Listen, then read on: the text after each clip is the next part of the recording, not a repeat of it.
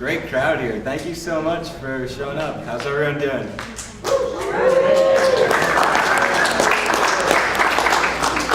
I like to get to know the crowd and see who's who. So, quick show of hands. Who's a first timer at a High and Y event?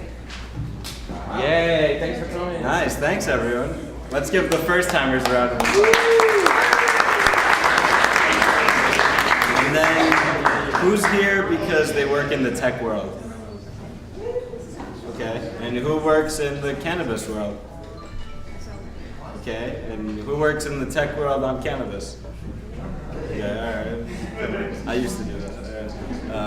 So just to tell you guys a little bit about High and Y, we're a community organization. We do events like this every month, and it's always a different topic, different speakers. And the point is really to raise awareness and to educate and connect entrepreneurs and give people the tools needed to have the cannabis conversation, which so many people in New York are unfortunately reluctant to have. The people who love pot, they don't think it's important enough to talk about it, some of them, so they don't get educated. And the people who aren't in cannabis culture have no reason to get educated, so they kind of believe the old stories that are a lot of them based on lies. So, this is a powerful medicine, and New York is going live with its medical program in a few months. The license holders will be announced, and there's going to be something really interesting that happens, which is everyone who applied and got rejected had to put in a $200K deposit to show that they were good for the business and that they could actually go through with setting up shop. So millions of dollars of investment capital is going to come back to investors who are looking to put money in New York City cannabis. Now, why is that important? Because there's not enough entrepreneurship or opportunities of good investment opportunities for these people. So, ancillary products are the way to go according to every smart money investor, and tech fits into that. And if you're a tech entrepreneur looking at this space, then your competition is cannabis entrepreneurs, which I've talked to people who have done both, and I think Silicon Valley is a little better on the business side than a cannabis startup entrepreneur. I'm just gonna guess that, I don't know. No one get offended by that, please. But anyway, we're gonna get started with the high tech program. Before we do, I wanna bring up Sam Utley from Impact Hub, our gracious host tonight. Look at this beautiful space. He's gonna tell you a little about it. Hey everybody. My name is Sam. I'm the director of Impact Hub NYC, which is obviously the New York City location of Impact Hub. It's one of 60 locations around the world. We have, within our own little group, 5 locations, which is San Francisco, DC, Philadelphia, Berkeley, and New York. And it's all organizations and members that have some sort of social or environmental impact component to what they're doing and want to build better businesses and nonprofits and have sort of triple bottom line values. We do events almost every night. These are the kinds of events we want to have. These are the kinds of conversations we want to have. We're also trying to bridge investments. So finding impact investors and social entrepreneurs that want, how can we get good companies funded? Come check it out. We'd love to have you. Before we get on with our panel, a quick announcement I forgot to make. We have all those social media stuff on that board. Hashtag IWNY, that's Internet Week in New York, and then hashtag high, hashtag tech. Also, we had shirts up front, and if you haven't already done so, please join our meetup, meetup.com/highny. That's what we're looking for. So with that said, let's go ahead and bring up our panel. One of our panelists is in Chicago at a cannabis business conference, and I think it got the best of him because I just can't reach the guy, and unfortunately we're gonna have to set something else up with him, but we're very excited to bring up Jerry, I don't know how to say your last name, it's Szycer, yeah, it's tough, and Melissa Meyer, 2 New York-based cannabis entrepreneurs, and I would argue they're tech entrepreneurs as well. So I'm gonna bring them up and tell you a little more about them, and then we'll just have a nice conversation about cannabis. How's that sound? So I'm going to introduce our two panelists. Melissa Meyer is the CEO and founder of healthmj.com. She'll tell you guys a little about that, but it's a website that's a resource for medical cannabis patients and much more. And she's a Georgetown Law alum. I think she spent some time in finance, fighting the bad fight. And yeah, good. And then Jerry Szycer has the toughest last name in the world. It's like 6 consonants, and he's the CEO of a company called Couchlock, based in New York, and they make a variety of products, mostly terpene-enhanced, soft drinks, beverages, just food supplements. There you go. And he's been in the industry for a number of years, and we're honored to have our two panelists here. So before we get in, a quick round of applause for our panel.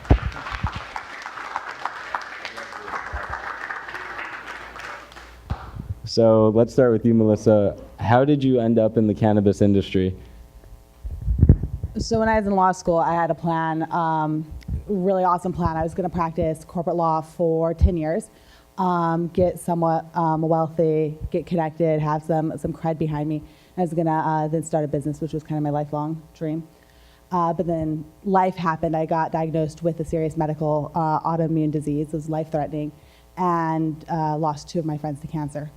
So it's kind of like I had some shit with cancer, was not super happy with it, and also started to realize that maybe you don't have 10 years to start fulfilling your dreams. So at the same time, one of my best friends became an herbalist in Boulder and started telling me all about these miracle things that cannabis can do. And I had nothing against cannabis at the time, but I didn't know it was medically valuable. And I did my own research and started to realize that, in fact, it's not just medically valuable. It is, in my opinion, the most optimistic hope we have for cancer treatment today, not just in terms of slowing down tumor growth, which there's a lot of potential for, but just in terms of improving people's quality of life. So when medical marijuana became, when they passed the Compassionate Care Act here in New York, it was my sign.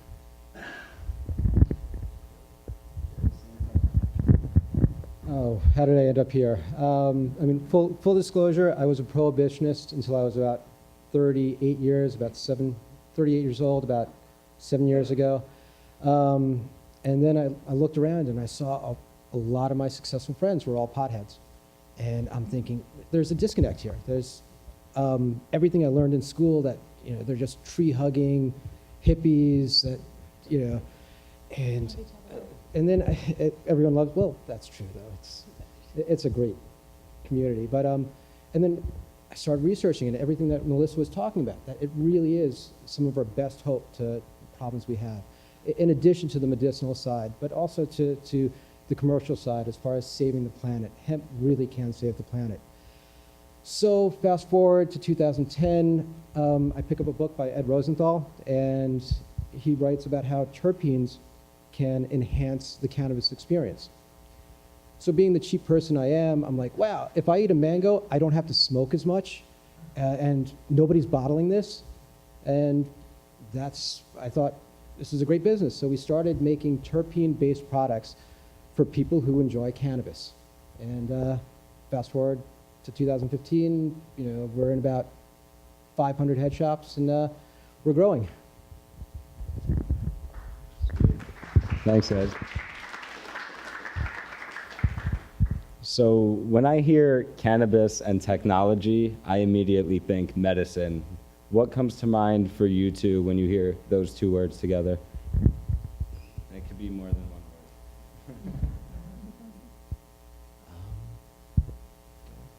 word. Okay, it's cannabis and technology.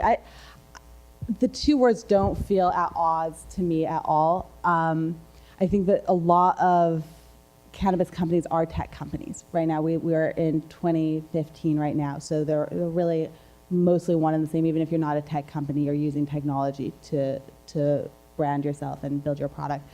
As far as medicine, I agree. Technology is really helping right now and has a lot of potential to move this towards the medical audience, towards helping cancer patients. And that's a lot of what my goal is at Health MJ, is to use technology to help cancer patients and to help patients generally who are currently in the pockets of the pharmaceutical industries who've got that on lock. Well, with technology, we have this really amazing opportunity to make cannabis, or to make medicine, available to patients in a way that's not captured and influenced by these big interests, in a way that people can share this information with each other through a community, and grow their information, become empowered over their own healthcare. So I do think technology and cannabis do lead to better healthcare. Everything Melissa said, and when I also think of cannabis and technology, I think that cannabis now is in the same place where technology was 20 years ago. There was a select few who really understood what technology was, and it was very hard to get out of that circle. You know, people understood maybe this Apple II Plus or whatever it is, it's a computer, but why would anyone need it? And then as technology started branching out, people started knowing, wow, I can use a computer to do my accounting. I can use a computer for my schedules. And then beyond that, we can use computers to post selfies. You know, so now it basically becomes ubiquitous. I see cannabis now, the same thing. So you have the inner circle of people who know the THC, the difference between THC-A and THC-V and Delta 9 or 11. And soon that circle is going to get bigger and bigger, where I hope in 10 years my daughter will be able to go into a pharmacy and pick up specific strains or specific extractions of medication to treat any ailment that she has. The same way that you can walk into a store now and just pick up an Apple II iPhone or a Samsung or something that really fits your need. I'm really hoping that cannabis will follow this technology model and just become good for everyone. So I think David asked a question earlier to the gentleman pitching about doing business in an environment where the law is constantly changing. What do you guys think of that? Is that an issue you've run into or have heard others deal with? Let me take the opportunity to tell you a little bit about what Health MJ does. We are a digital media company that's eventually going to go into the tech marketplace space. And we're connecting patients right now, cancer patients, with information that can help them learn about cannabis in a friendly, empowering way. So we don't face the types of regulatory hurdles that dispensaries and people selling actual product face, which includes not being able to write off things on their taxes and not being able to bank. And those are big hurdles that the industry is facing right now. For me, as somebody in the very medical patient-focused space, something that plagues us is the lack of federal funding for studying the positive effects of marijuana. Right now, the federal government only wants to fund studies that support the negative effects. And even those studies come out, and I'm reading through them, I'm like, wait, this says marijuana improves your lung capacity, but I have to like dig down because they like kind of put it as a side note. Oh, by the way, we found the opposite thing we were trying to discover. That's a big barrier for us. So as we go forward, we're looking forward to those laws relaxing, being able to study it, and also reducing the stigma that physicians face around it. Because right now, physicians aren't empowered sources of knowledge for medical patients. So medical patients have to look elsewhere.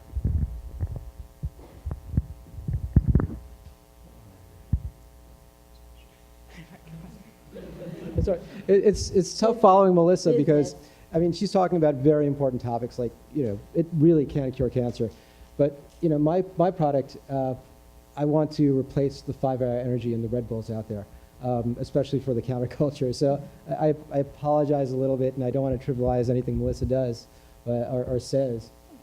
But as far as the changing landscape of business and such, I've had so many lawyers just, you know, give me back their retainers because I would not listen to them. For me, I have a product that's, you know, nationwide. My products can be sold in 49 states. I can't be sold in Louisiana because we contain an herb called canna, which is the dumbest thing for Louisiana. But so every now and then I get a letter from the FDA saying, hey, you know, take this part down, or don't say this, or you can't say that. But also, they're coming after me saying that I'm aiding and abetting an illegal activity, because it's still federally illegal.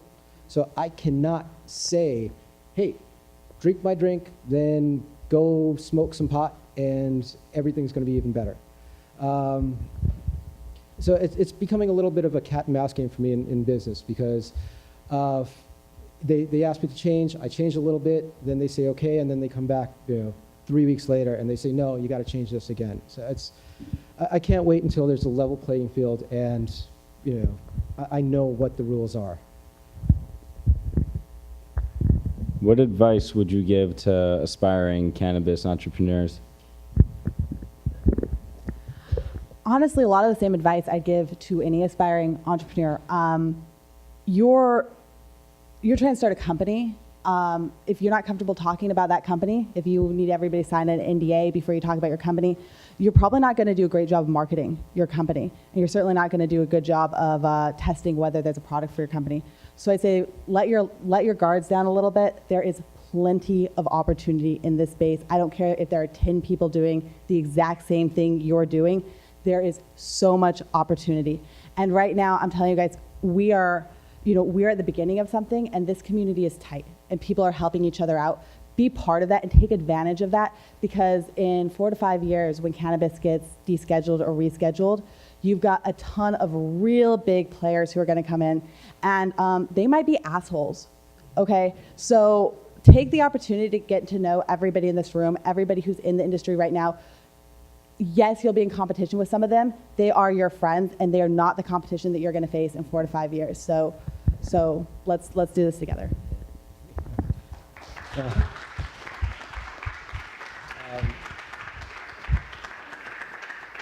I was laughing because Melissa said there's going to be assholes coming into the market, and I would love to disclose names right now, but Like, I know who they are. yes, and I'm sure we know a few of them. By the way, so are you going to accept my friend request finally? Definitely. Thank you. So it's been, but advice to entrepreneurs. It's tough, and some of my advice would be not to follow my advice. I went through Stern Business School, got my MBA and everything else, and I just wish I applied some of the things moving forward from the start. Now I have to play catch up because the company has grown much bigger than I thought it would be at this point. You know, and for me, it really is the 80% of who you know and 20% of what you know, but you really should know that 20% really, really well, because the other 80% are going to know that you know, you're just faking it.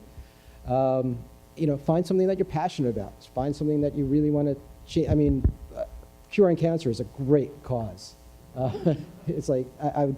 And part of my business, we have the triple balance sheet. Part of it is going to be the financial, but also a part will be the financial good. And you know, for the people coming into the industry, especially in the cannabis industry, it's a very open community. Everybody trusts each other. They help each other. Don't mess that up, and don't take that for granted. You know, and other things, just file your taxes, make sure all your forms are done right, you know, and take down my email if you need any more advice that I'll just give for free. Yeah. What it's worth. So it sounds like people, passion, and the plant. It's the winning combo.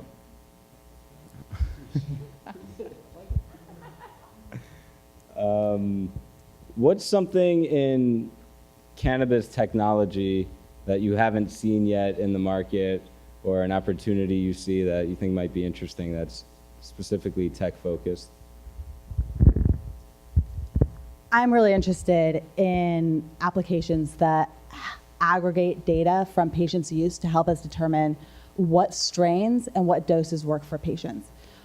Because right now, the federal government's not taking that on themselves. They're not going to help us out with the funding. But the cool thing is that with technology, we can figure this out on our own, right? It just takes the people in this room. I'm sure some of you guys have app design skills, have done some UI, some UX. I'm sure some of you have a background in data analytics. If you do, come find me if you're interested in partnering in these types of things. It's something that's deeply interesting to me. So, so applications that get the information that we need to give the information to patients so that they can really take advantage of this new medicine. Funny you should say big data. We're forming another company specifically to start aggregating big data on this. But the problem is, we're running up against HIPAA laws because it's medical. So everything has to be in the aggregate. Another great piece of technology that I absolutely love is, if this was Denver, it would be cannabis in here, but it's not. But I love the new ways. You can smell it from there? Sorry. Another part of the new tech in cannabis is the method of ingestion. So you can have everything from these portable vaporizers, which is great because now you're not even doing any kind of combustion. You're even removing even more harm from the plant, and so now you're just left with the medicine. This has been my favorite little bit of technology in the industry, and now we're going into the big data, so that's probably going to become my next passion. And thank you for mentioning the vape pens. These are really great for medical patients and people who are just getting started with cannabis. What are you most excited about for this year in cannabis or the next year in cannabis? This year in cannabis, can you see the parties? We're growing really fast, and I think that we're not alone. I don't know if you guys have heard of Women Grow. I'll make a pitch for them now. I chair the New York chapter. They've gone from 0 to several thousand in a matter of months, and other companies are doing similarly well. This year in cannabis, I'm really looking for that boom. I'm looking for more people to get involved who have sophisticated tech backgrounds, who are going to do cool things and make this a really sophisticated industry. So I don't know what to expect, but my expectations are pretty high, and we're growing super rapidly. So more ways than one. I love the puns. I'm not even trying. This year in cannabis, what do I want to see? I want to see my kids get more play dates because right now they're shunned because the parents find out that I'm involved in the cannabis industry, and they all think I'm potheads. I'm a patient. No, I'm sorry, I shouldn't kid about that. There are people who really do need to medicate, but I want to see it more accepted. Meanwhile, they're going home, they're drinking their cocktails and smoking their cigarettes, and I'm the one being shunned, and my kids are just, it's like, I'm also looking forward to the parties too, but and just the expansion of knowledge, and just bring that inner circle out to the next ring. What's the one thing that you want people outside of cannabis culture who are not familiar with this plant to know about this plant? This is the thing I want you guys to share later, so, I think for me is that this is medicine, right? And it has a lot of other amazing benefits. And I don't dismiss the ability to make you more creative, less stressed. I think that can be a fantastic way to relax. But at its core, this is a medicine, and this is the most underutilized medicine that we have in our pockets right now. And I think that people need to really be aware of that and start taking that seriously, and not seeing this as a medicine as a way to recreational or anything like that. In addition to it being an amazing medicine, it's the plant has thousands and thousands of other uses too. Everything from food to oil to construction materials. And that's what I want people to understand. I want people to understand that it really is not an evil plant. It never was. It really can save us. It really can help us. Really quickly, I want to shout out Women Grow because I think they're a great example of, you come into an industry where the culture and the rules aren't really set yet, I remember when I spoke to their leadership, a couple of months ago, they mentioned, we're excited because we have the opportunity to set up a business where women will get paid equally from the get-go. And I think that cannabis has this unique opportunity to rewrite some of the old rules of business and for the better. And I think that, the tech world has this ethos of let's solve real world problems and let's make the world a better place. And I think that's beautiful that that's part of the culture. And, I think in my experience, that's certainly part of cannabis culture as well. I'm glad you guys talked about the culture a little bit. I guess I want to give you guys the opportunity to say kind of any last words and then open it up to the audience so they can chat with you as well. Well, one of my last words needs to be a pitch for what we're doing. Please do check us out. We're on Twitter at HealthMJ. We're also on Facebook. Show us some love. Share us with your friends who might be suffering from cancer. Introduce us to your friends who might be suffering from cancer. They're welcome to email me personally. I will have a one-on-one talk with anybody about medical cannabis. My email is melissa@healthmj.com. But I can't agree with Michael more. I think that this industry is a massive opportunity for all sorts of social change. And I think that starts with revitalizing what professional culture means today and starting new, creating our own standards for what professional culture means that are more inclusive of women, of minorities, of people who were previously maybe didn't fit in to the tech culture or the finance culture. And I think this is a huge opportunity. So be open. Be open to new cultural or new types of professionalism. That's what I would say. Other than a shameless plug, and check out Couchlock.com. You can reach out to me, Jerry@Couchlock.com, or check out our other websites like Weed Makes Friends. Thanks. You should do something with that. And again, I just want to thank you guys for being such a nice audience, because even though part of my training was public speaking a long time ago, it's my worst class, and you guys made me feel really, safe, I guess. Because I was complaining to Michael about this, and I'm like, oh no, they're going to rip me apart. So thanks, guys, and spread the word, please.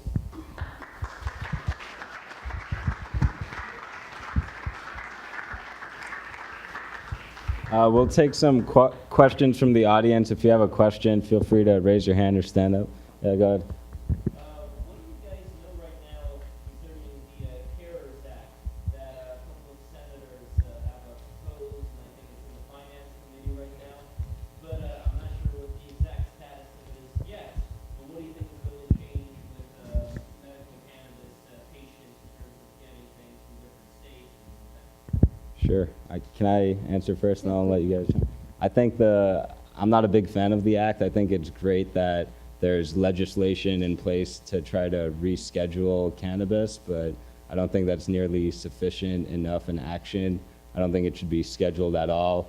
And although it'll allow for some more research, which is certainly great, I don't think it's it's a strong enough step in the right direction. And this is the kind of thing where we might only have one chance at this, and we want to make sure we get it right. So I think I would encourage everyone to get familiar with it and go do a Google tonight and read up about it, because it's easy to see the headline in the press and think it's a wonderful thing, but really get to know the legislation.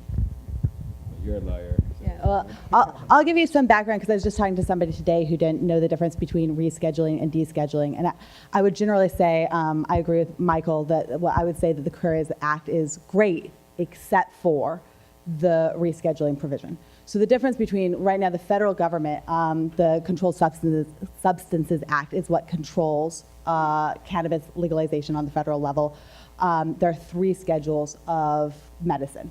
Schedule 1, can't touch it, it's illegal. It's marijuana, acid, ecstasy, your party drugs, except for cocaine, which is Schedule 2, along with OxyContin, Adderall, and a bunch of other very dangerous narcotics that kill a lot of people. Huh?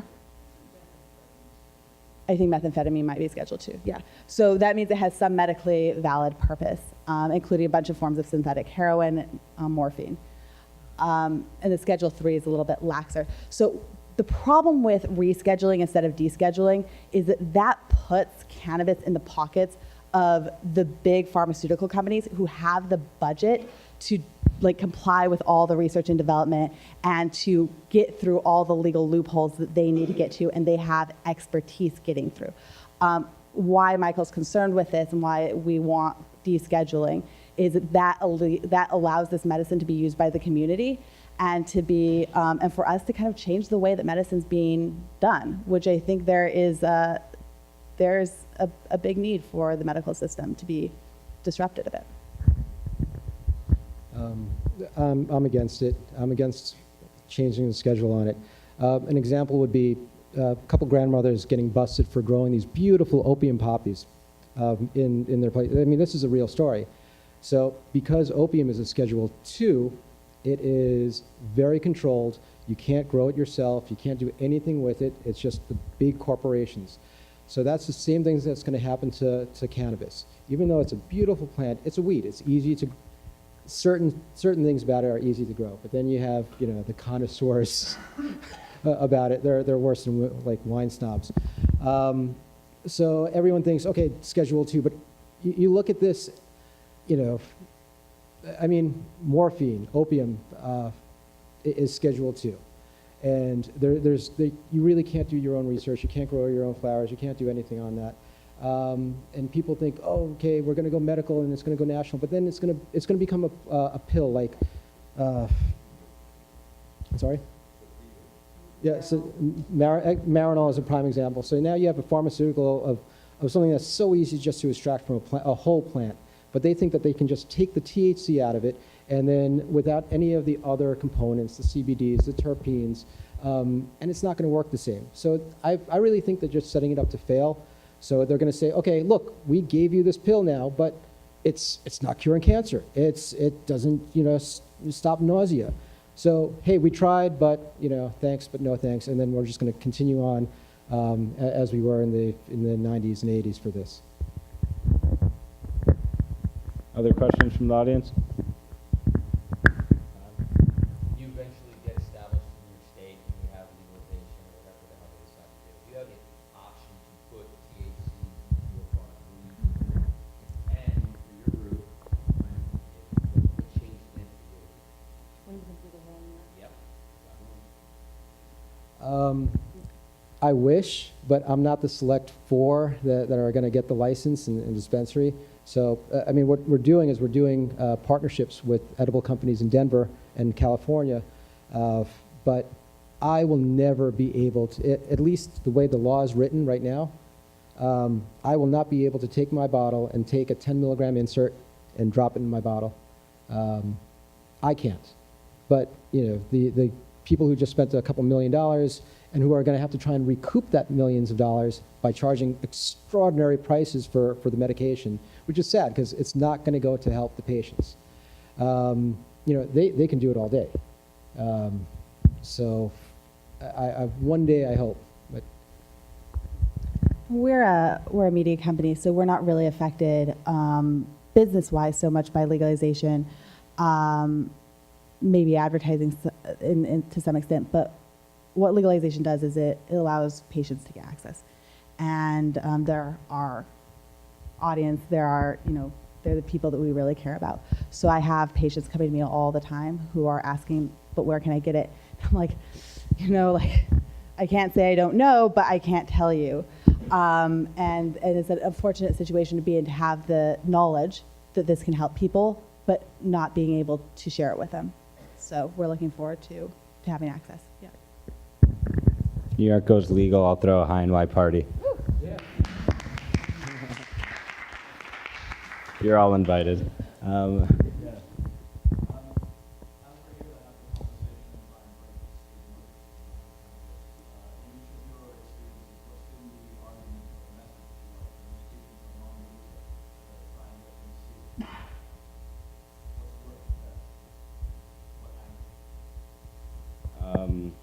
Yes, I could start with that.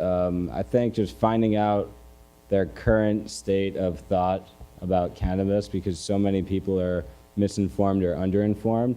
And then really the truth speaks for itself when you share stories of cancer patients improving or children with epilepsy whose seizures stop, and you go deeper and say, oh, these parents had to move across the country just to get medicine for their kids. Now they're stuck in Colorado because they just can't do anything else.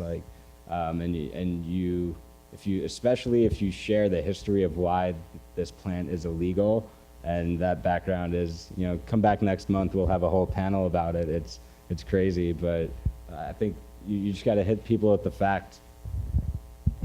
That's totally right. I'm in the medical space, so I've pretty much never had somebody not convinced within 5 minutes of cannabis to support cannabis. I think that public opinion is changing rapidly at breakneck speeds, and I think that's going to continue to go in the right direction. Talk about how it helps people, right? And now I have people coming to me. We were lobbying Congress a few months ago, and we accidentally ran into a representative in the hall, told him what we were doing. I was with Women Grow, and he said, "Oh yeah, my grandma used that when she had cancer." It's like, cool, and I'm getting that more and more. Where every other person I talk to has a grandma, a mother, a sibling, somebody who used cannabis to help them fight their illness, and so the stories are speaking for themselves. I find it difficult if you find somebody who doesn't believe in the plant or who thinks it's evil, they're just being irrational about it, and it's difficult to have a rational discussion with somebody who just has these ideas stuck in their head that total reefer madness, and so at that point I'm just like, look, I'm not here to change your mind, but here's where you can get the information. There's cross-sectional studies, 20,000 people showing that this plant actually is a protective agent. People who smoke cigarettes and cannabis have a lower incidence of lung cancer. People who smoke cannabis actually have a lower incidence of lung cancer than people who don't even smoke. And people are like, no, that's impossible. So I walk around with information, and I'm like, look, here it is. Read it if you want. I can't change your mind, but try and keep an open discussion about it. I have one more point to add that I left out that's actually almost more effective. Lead through example, right? Be open about your cannabis use, but only if you're challenging the stereotypes a bit, right? Dress up a little bit. Be a little bit professional, not stuffy, right? Talk to people intelligently about it.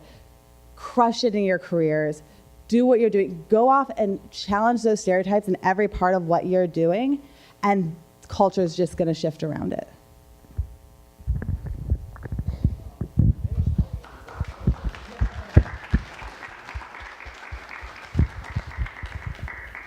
On the medical side, a lot of stories, a lot of reasons why it should not be legal. So I assume that's an easier question to do. On your side, recreationally, people don't have a hard time seeing people discussing, people smoking high, and that's inappropriate, it's not medical use. What's your perspective on despite that? I mean, I understand the high part, but also there's a maintenance part to it. It really does help with creativity. It does help with emotion and human interaction. So, same thing. You can have a glass of wine. It's going to take the edge off, or you can drink the whole bottle and just be plastered and not enjoy yourself. So I really just try and push the idea of responsible adult use of the product.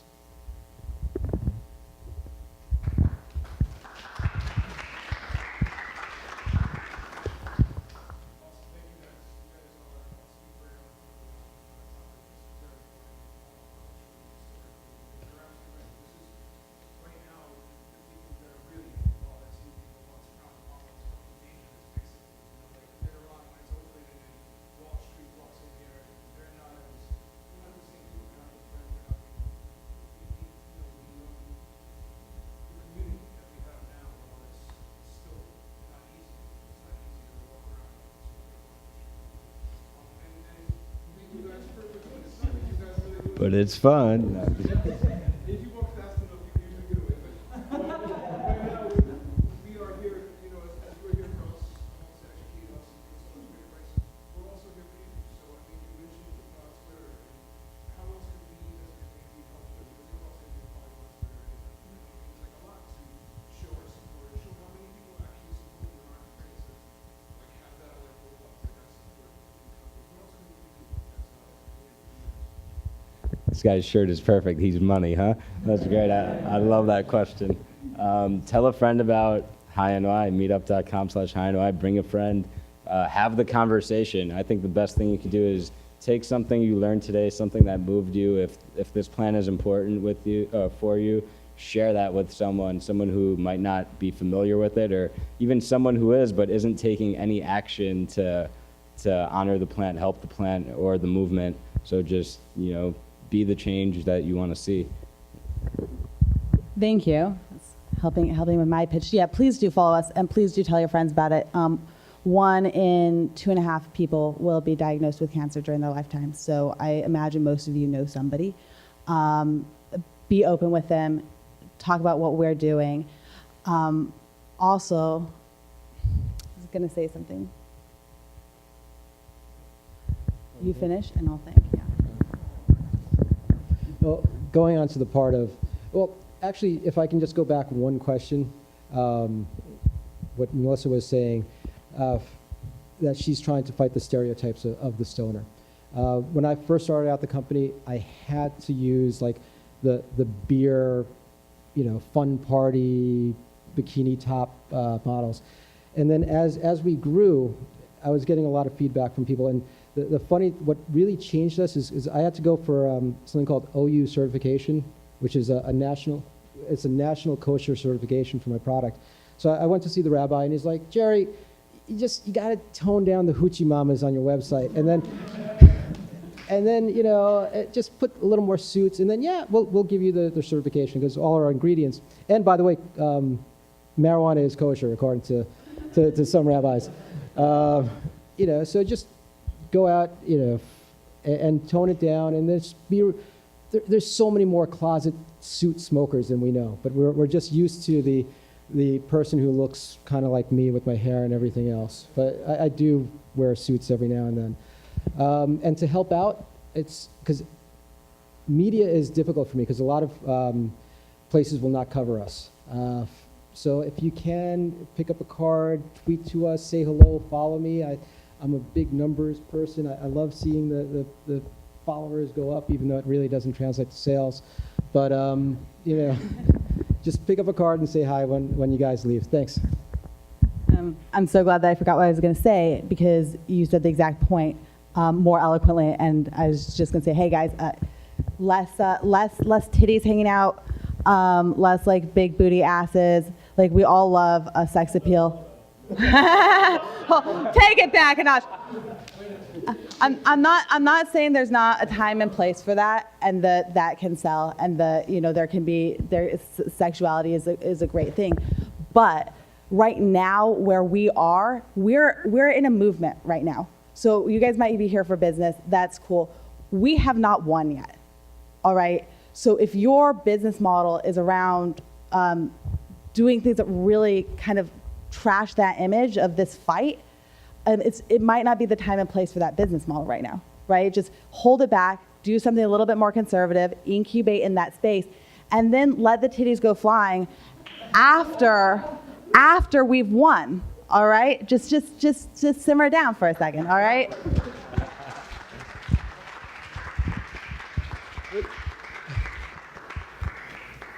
I do want to point out, though, even though there was, you know, there's laws that were put in the books 20 years ago, and there's politicians still trying to change those laws. So yes, once we go legal and everything else, remember, we still have that fight to fight, because there's a lot of money and a lot of people who think that this plant is evil and it should not be here.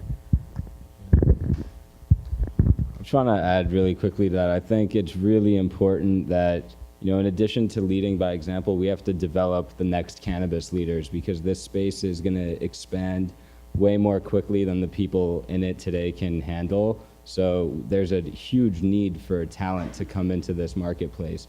Now, one other point I want to say is it's a really small community, and the people who have been doing this their whole lives, not people like me, but people who have been doing this their whole lives, they know everyone, and everyone knows them. And if you're coming in there with, titties flying, and you're not representing the culture in a respectable, professional, elegant way, they're not going to want to do business with you. And that's going to really lessen your chances of success. So there's something to be aware of. Do you think it helps when people like Kevin Smith come out and say they're functional stoners? I don't know who Kevin Smith is. Jane's Silent Bob. Who? Jane's Silent Bob. He's Silent Bob. Oh, when they say, okay, oh yeah, no, I've seen that. My pop media reference, not great, but I have seen that movie. And when they come out and say that they're cannabis users, I would need, I don't know if it hurts. I think that people coming out admitting that they use cannabis is fine for them. It might play to the stereotypes a bit. It really depends on how they portray themselves as they do it. I think that there can be a lot of good influence and good role models, as long as they're portraying themselves and as they're professionals, they're creative professionals. Funny you should mention Kevin Smith. We're actually doing a reality TV show, possibly with his partner Jay, but and Kevin Smith is brilliant. He went to Vancouver Film School for 20 days, and you're allowed 20 days in the school before you have to pay tuition, and on the 21st day he left. But he took that education for that 20 days, and he built an empire. I mean, he has some amazing movies under his belt. But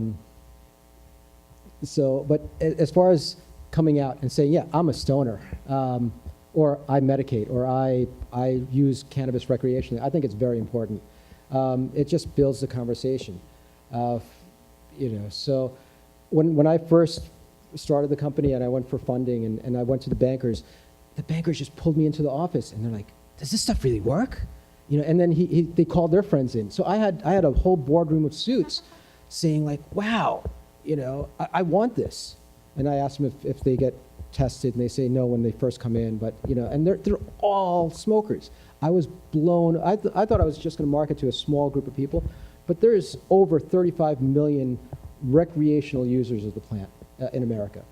So be proud of it, because by us not talking about it or just it's pushing it in the back is just going to continue that the stigma about it.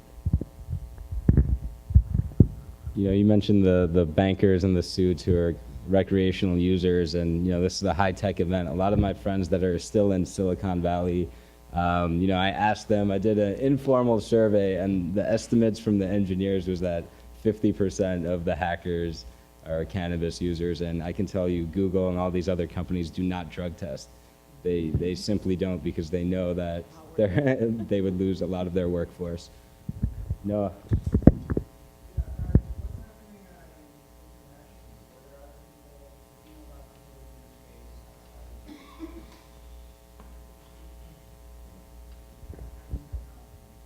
The only thing I can say, we focus on the United States and a little bit of Canada. The only thing I say is that people abroad are thirsty for this information. We have people coming to us from all over the world asking questions, just they want more information. And for us, it can't be a priority because they're so far from legalization in a lot of these countries that starting it's not the time. It's very early to start the conversation there, and we can't really help them. But there are more and more countries that are legalizing, right? It's not just the United States. So I think that it's good to be aware of what's happening internationally. I see a lot of information coming out of Israel, and their research is just amazing. I can't wait for America to catch up to that, but we can't. The federal government says it's a dangerous drug, no use, highly addictive. I mean, it's absurd. And then other stories from the world, like countries that actually went full legalization of everything, drug use went down. Again, that's a story that you can tell people, because everyone thinks, oh, you know, marijuana becomes illegal in New York, it's going to go to hell. It's going to be a big smoke. I mean, look at Denver. They just made $50 million in taxes, and they would make a lot more if they just got their banking straight. You know, so internationally, some places are ahead of us. I think that's time for all the questions we have tonight, so I just want to give another thank you to our panel.